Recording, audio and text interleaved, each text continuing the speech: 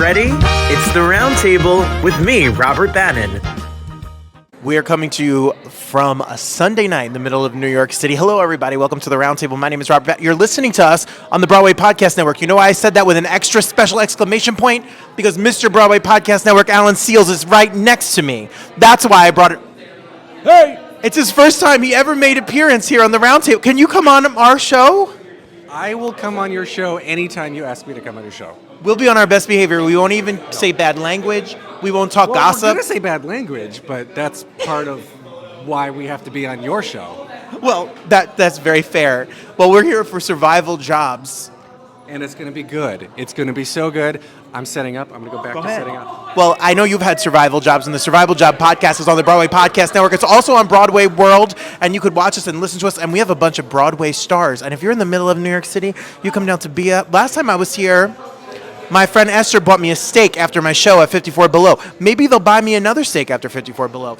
Podcasting and online talk shows are where it's at. We're so proud to be a part of this family, and we're going to talk to Samantha and Jason, who created this, and we're going to talk to all their Broadway friends right here in the middle of New York City. And what's my survival job? Every day is my survival job. Every single day, we're trying to survive. Here we go.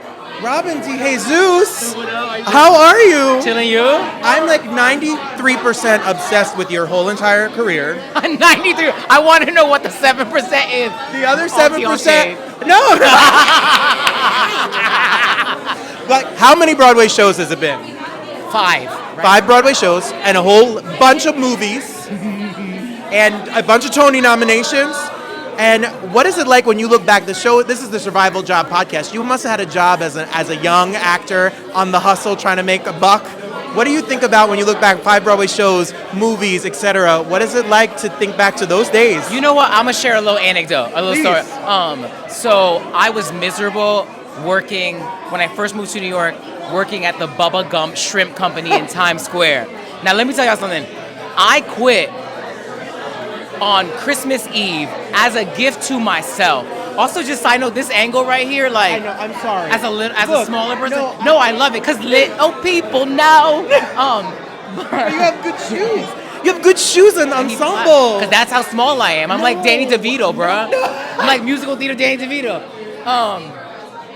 So cut to Christmas Eve, I quit as a gift to myself, right? And I was so miserable there. And I left thinking I was going to go to school to study theater.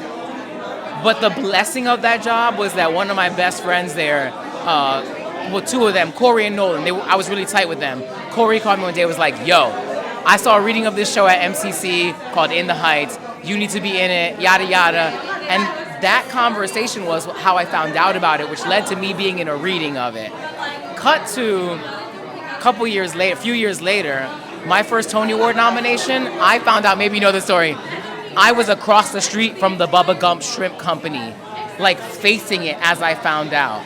So that survival job, that's what I think about sometimes. Not necessarily like the award, but just like the all of it. circleness of it all. A lot of people came from the Bubba Gump Shrimp Company. Mad people came from the Bubba Gump Shrimp Company. They have.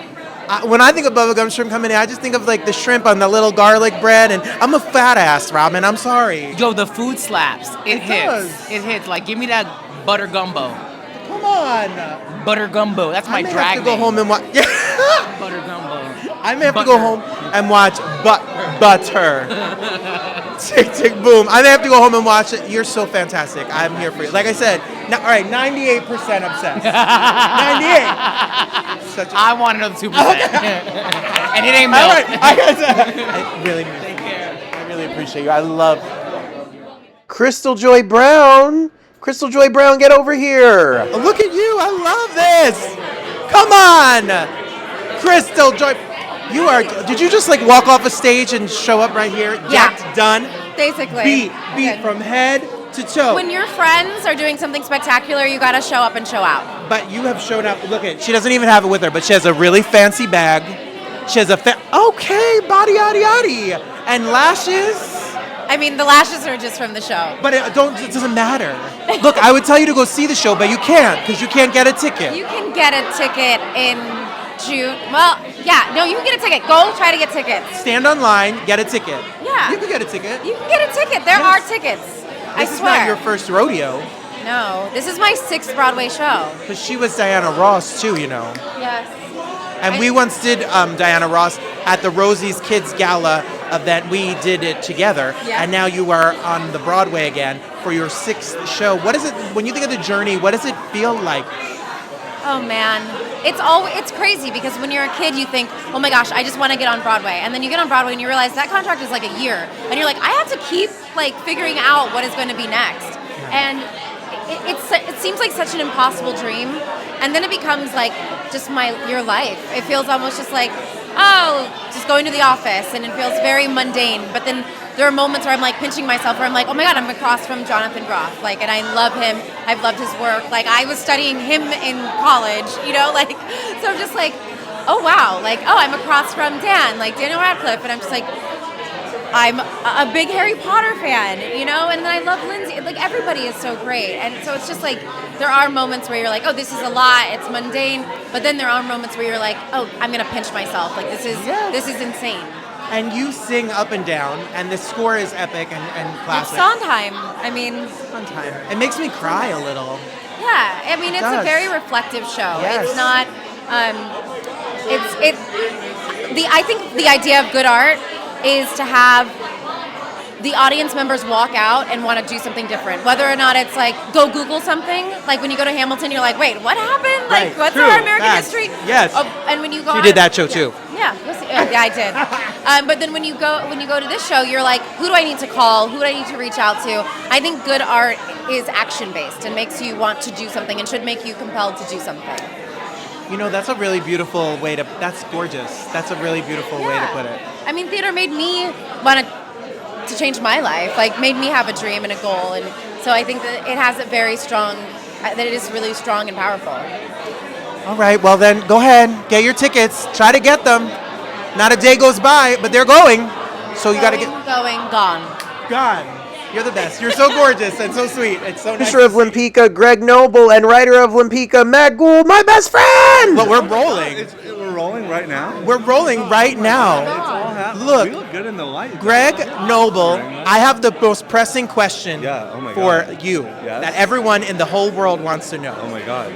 When Matt Gould wins the best score Tony, Yeah. at what number will he thank me? Or honestly, Rob, early, you have been one of the most extraordinary champions, true, of Matt Gould's career. And if he doesn't thank me, then you, in that order, we're both gonna yell.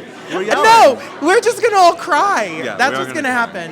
Matt Gould, I met you. You had a survival job. You did the most beautiful show. It changed so many people's lives. Your music changes so many people's lives. And now you're here in New York City about to open your show in the middle of Times Square. This show is, I remember seeing it the first time in front of the set of Avenue Q at New World Stage at the Musical Theater Workshop. How do you feel? Calm, ready, pumped, grateful. Very grateful. This is a deep, beautiful experience to be able to share a show like this at this time in this town with these people. I've never had this opportunity before, but something in my heart tells me it can't always be this good. So I'm like pumped. It makes me boohoo cry. I can't watch your social media, Mark, because when you see Matt on Instagram talking about that's Matt in real life, Yes. and I boohoo cry when I see them. I know. And Greg has like 106 Tony Awards, and you do, and you have been championing Matt Gould from the very, very beginning. So what did you see in Matt, and why did you know that this was the show for this moment?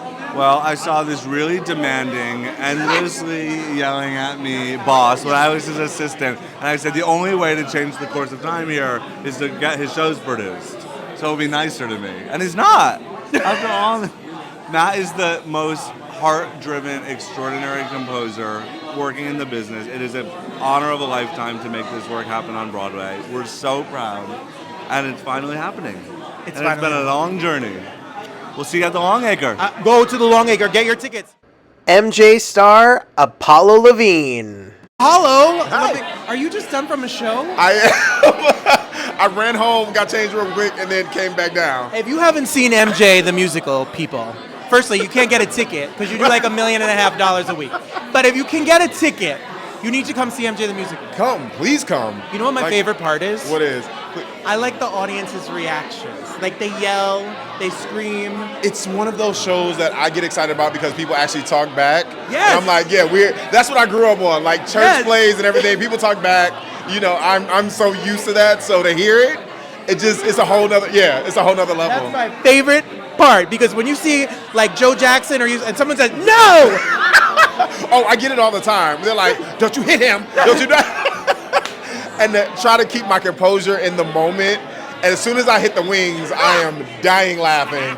But it's so good. It's so good. It's so good. Yeah. When you think about your journey to Broadway and being here, this podcast we're talking about today is survival jobs. Yeah. Is there a job that you think of and you go, oh, thank you, Jesus, I don't do this job anymore? I don't want to say this, but I am going to say it. I never want to sell another pair of stretchy pants at Lululemon again. Thank you for the job because it kept me. Lululemon kept me.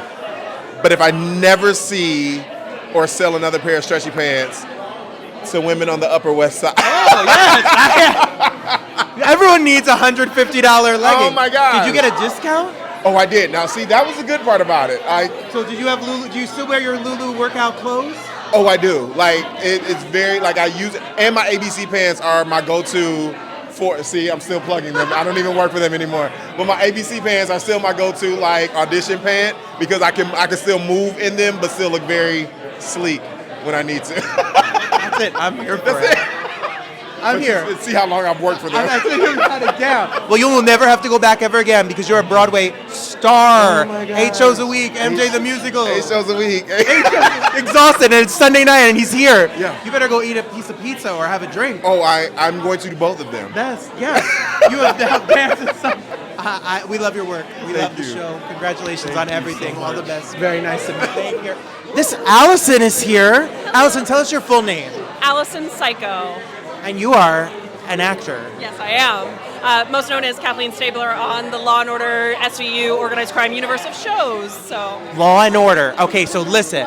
Here's my thing. yeah, There's like 100 of them. this is true. But you were on.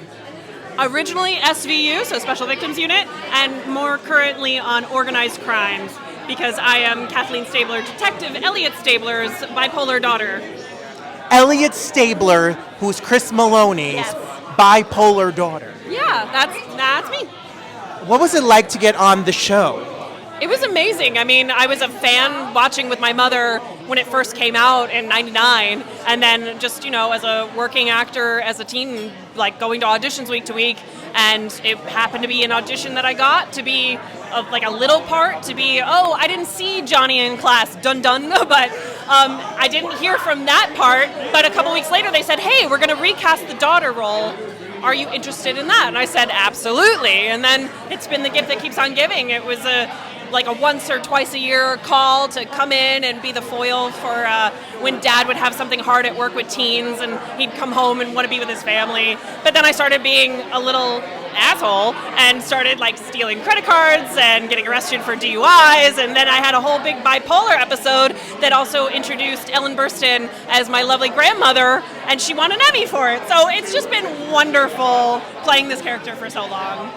I'm obsessed with this whole. I have 8,000 questions for you. Amazing. So my next question for you is, when I have auditioned for Law & Order and never got a part. Oh, it's right around the corner. Just keep trying. They always need people. It's because I'm from New Jersey and I have a lot of expression. So I heard that you have to do a less. They don't want this.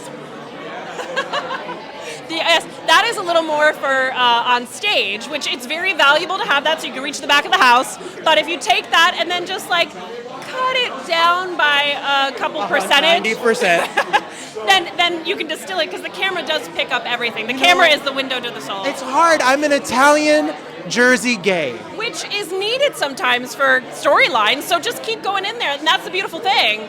If you need that new Italian Jersey gay, Jonathan Strauss would be like, we need to find you. Jonathan Strauss? Yeah. I'm the Jersey So my in-laws live in Detroit. My mother-in-law lives in Detroit. Okay. And I live here.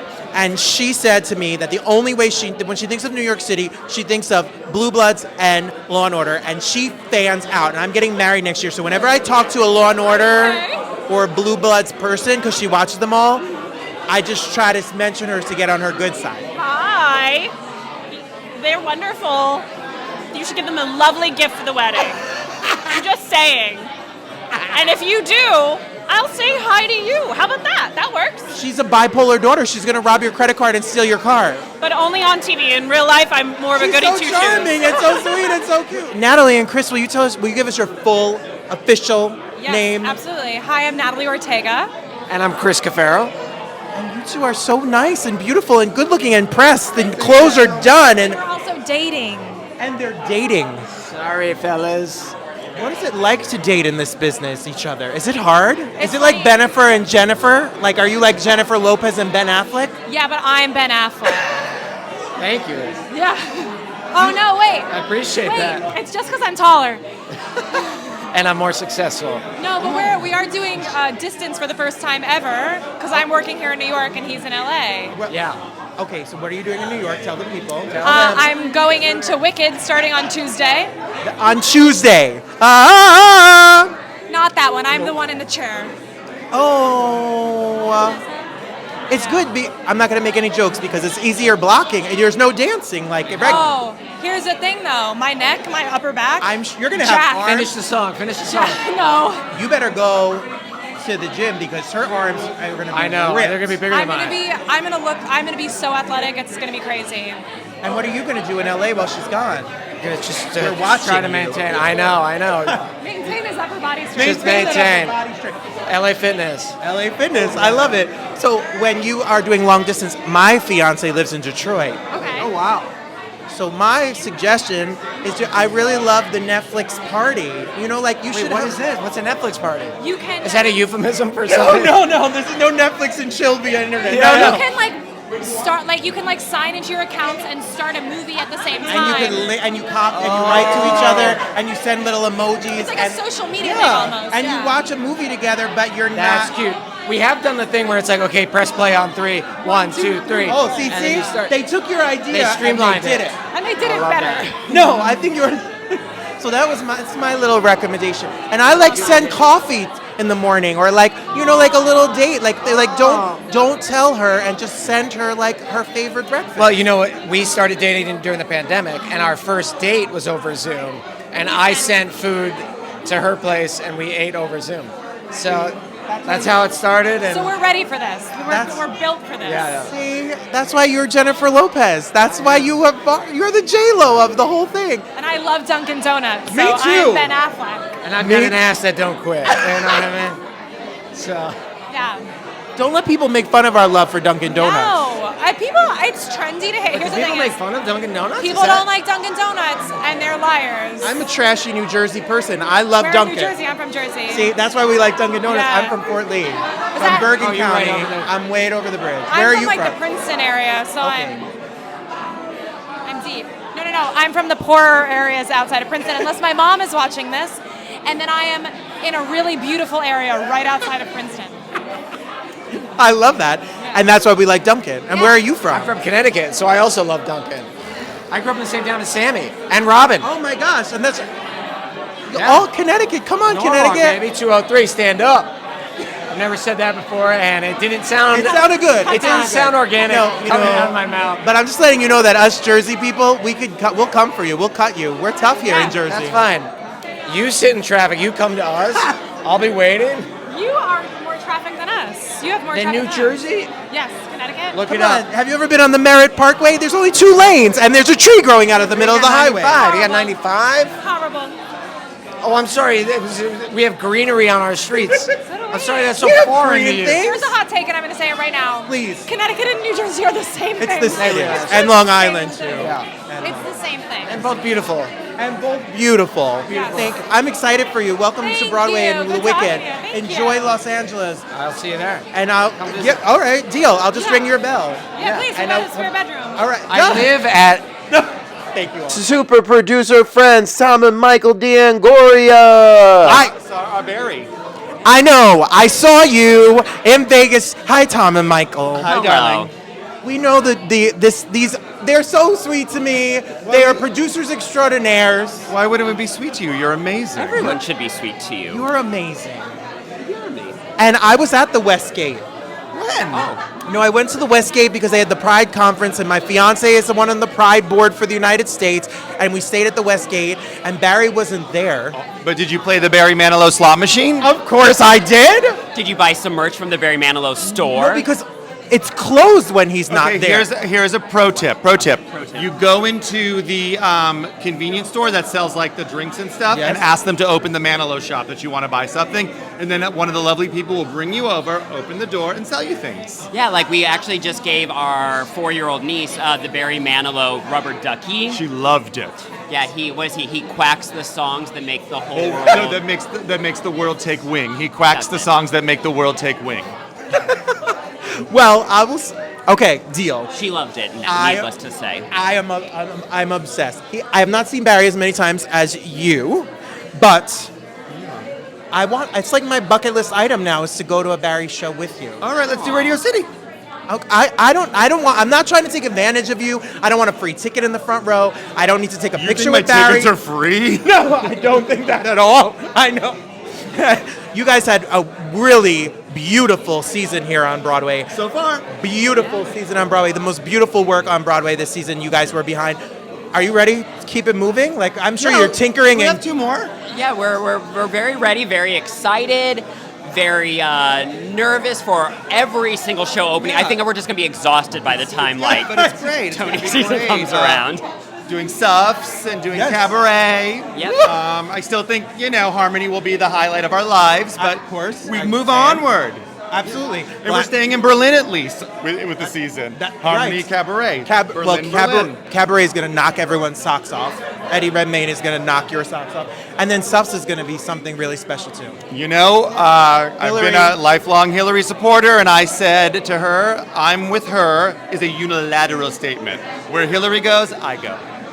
Yeah, they had Suffs had a press event a couple days ago, and every single morning I wake up with "Keep Marching" stuck in my head, which is a perfect way to start your day, quite frankly. Keep marching. Well, we're all going to keep marching, and I'm really excited for everything you do. I love you both so much. Thank you so much. Oh, I love you. Will you tell everyone your name? And Zinga Williams, company manager. And you did Fat Ham. I sure did. And did you? Loved it. I loved You it. did. It's a special show. It was a special show. It's a really special show. I mean, James is brilliant. I mean, literally everybody involved, top down, amazing. And I feel like it was so important to have that show on Broadway at this point in time. I thought it was poignant. It was poignant. It was special. James talks about what it means to create a space that is all about joy within the context of tragedy, and I think that's a universal message, and that's something that I actually working on that show I have taken with me every day. So Well, a stupid question. If there are stupid, what does a company manager do? oh my gosh, do you have about 10 years? I do a little bit of everything, so I call it being the COO of a company. So every Broadway show, every show needs a COO, so the person that's in charge of everything from housing to payroll to royalties to parties, opening night ticketing. I pay all the bills. If you're an actor, then you better kiss ass to the company manager. I sign your checks. She signs your check and gets you housing and sneaks in your friends at the opening night party. Yeah. How did the journey start there? Did you always intend to be a company manager? I always wanted to do admin. I was a stage manager for a while, and then before I knew that they made more than company managers, then I said I'll do company management. No. But yeah, so I did this one really small, grassroots, let's call it that, crappy tour where I was the company manager and the PSM, and I was like, I love this. This is really interesting. It's really cool. It used all the different parts of my brain that I loved. It was math, and it was people management, and I loved it. Yeah. And now you do it on Broadway. And now I do. now you do it on Broadway. That's a crazy thing. It is amazing. Yeah. That's amazing. So we'll be looking forward to you. We'll be bothering you for tickets. I mean, yes, you can. I'm still in Aquarius, so the phone's on Do Not Disturb. Thank you so much. Oh, I love it. Thank you so much for chatting with us. It's so nice to meet you. It's a little hot in here. So warm. And my light broke. Can I tell you it's cooler under here. Like you are under the coolest part in the entire room. But I'm trying to be professional because you have a podcast and a short on Amazon Prime. My short is not on Amazon Prime. I just want to clarify. We lied. Yeah, that's okay. You didn't lie. What's your name? My name's Tara. Hi, Tara. What's your whole name? Like your full name? Llewellyn. Social security number and address and license number. And so what is your podcast? Is it about the Gilmore Girls? Yeah, my podcast is about Gilmore Girls. Okay, I've never seen a Gilmore That's Girl. okay. You know what? It's so funny. Whenever I tell people I have a podcast about Gilmore Girls, they always look at me with like fear in their eyes. Like I've never seen the show. I'm like, it's okay. It's all right. I'm not going to be mad. Is it about girls and they're in Gilmore? Yes, it's about girls and they're Gilmore. It's about it's about a mother-daughter. The mother had her when she was 16 years old. Now the daughter is 16, and their relationship and how they're more like best friends than mother and daughter. And then they made like a movie about it afterwards. They made a kind of a Crowdfunded. Revival, yeah, on Netflix. And it was about 8 years. Did you like it? I liked it, yeah. So Amy Sherman-Palladino, I don't know if you've watched any of her other stuff. She did Marvelous Mrs. Maisel. I know that show. Okay. And she basically didn't get a chance to finish out her show, her series. The last year that she was in contract with the WB, they couldn't come to an agreement. She left the show. Okay. So she didn't get to her last season. The show got canceled after that. And so she was able to come back on Netflix and end her show the right way, which I think is very beautiful and poetic. I love that. I want to listen to your podcast. Oh my gosh, you're so sweet. I will say you have to know the show in order to listen to the podcast. I'm sorry. But what if I just find you engaging and dynamic? Listen, I will not stop you from being a listener, please. It's called Gilmore to Say. If you're into Gilmore Girls, Gilmore to Say. We talk about a lot of themes on the show. A lot of rewatch podcasts for television are kind of like Let's Watch the Series, which... Like a book club. Kind of, yeah. But this is more like, let's talk about themes within the show. Let's talk about which boyfriend was the worst. Let's talk about who you loved, who you My hated. friend, I did a production of Rent, and he became a TikTok star talking about Gilmore. Really? Who? Kyrus Keenan Westcott. Yes, I know who he is. Well, he did it like we were in Rent, and he was like, I'm going to talk about Gilmore Girls. Yes, he was very, very, that's actually how I started talking about it, was on TikTok. The Vibe with Kai, I remember him, yeah. Why don't I talk about something on TikTok? You should. What, do you have a suggestion? I don't know you, I just met you. What are you interested in? That's the problem. All right, well, we'll find it. I'm going to think about it. You think about it. All right, deal. I love talking to you. You're fun. Thanks. Thank you for being here. Of course. Well, I'm so listen, happy to be here. The podcast, and the short is playing somewhere, not on Amazon. Not on Amazon. We're not released. We're not distributed yet. We haven't found anybody to give us an offer worth giving to writers, which is why we went on strike last year. And so we are waiting for the right place and the right home for the pilot. But my next podcast is actually coming out on Thursday. It's a Sex and the City podcast. The new season or the old one? We are actually going through the original series, and we're going through it did you watch it? Yes. So I will be a guest, sure. I mean, the answer is yes. I love that Carrie's column poses a question every episode, and I feel like living in New York, dating in New York, existing in New York for the last 10 years as I have, I think we can still ask those questions and have those conversations today. The scene in New York has shifted, but not as much as you would think. Those questions are still applicable today. So we're talking about, like, can you have sex like a man? Can you be friends with your ex? What are the breakup rules? And we're asking that question every episode, going in order from season 1. You know a controversial thing about me? I used to be a straight. I was a straight. And now I got divorced. I was married. I got divorced at 32. Now I'm getting married again. And people give me strong... Thank you. To a man. Thank God. And so now people are like, does the ex-wife go to the wedding? Oh, that's a question. Now, are you friends with your ex? I am. Okay. And that ship has sailed. But question, do you think that if you were still attracted to women, or if, I don't know if you're still attracted to women. No. Okay, great. Thank you for your honesty.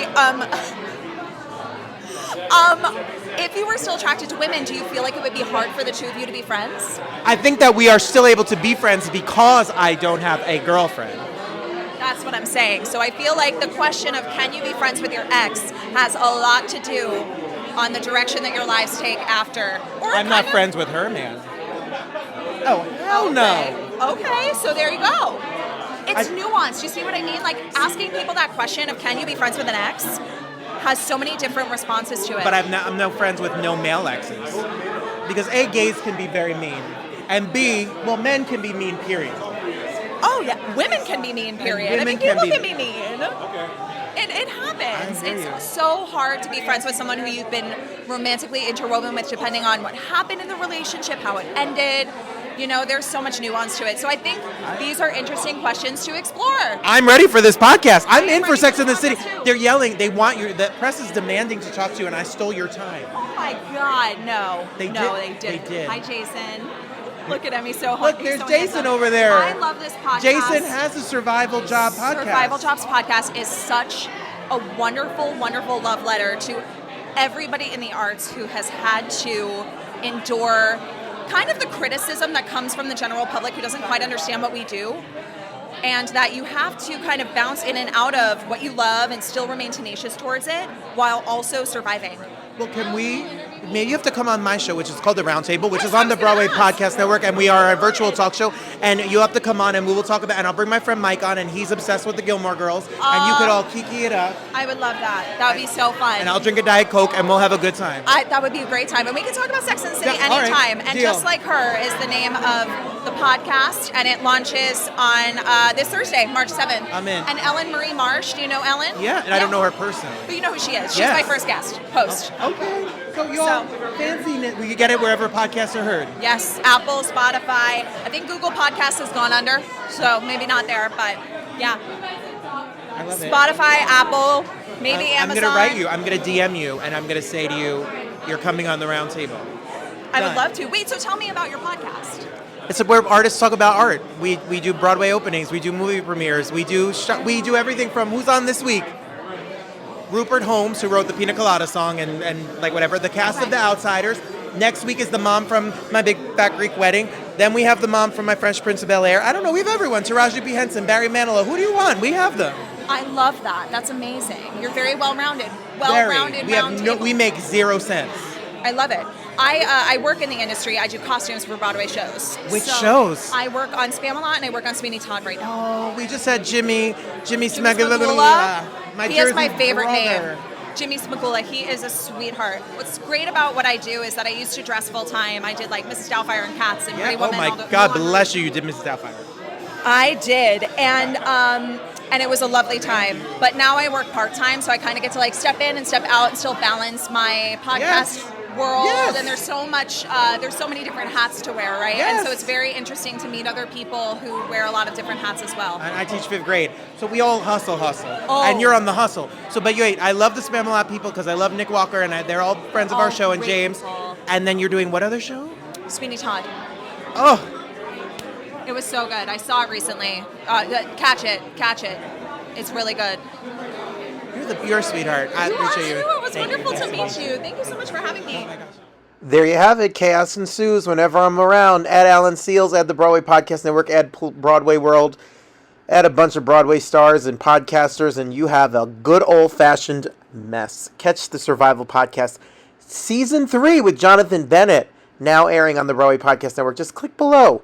And it's so good to see you all. Thank you so much for being here. Follow me at Robert Bannon. Listen to us every single day right here on the Roundtable, and the best is yet to come.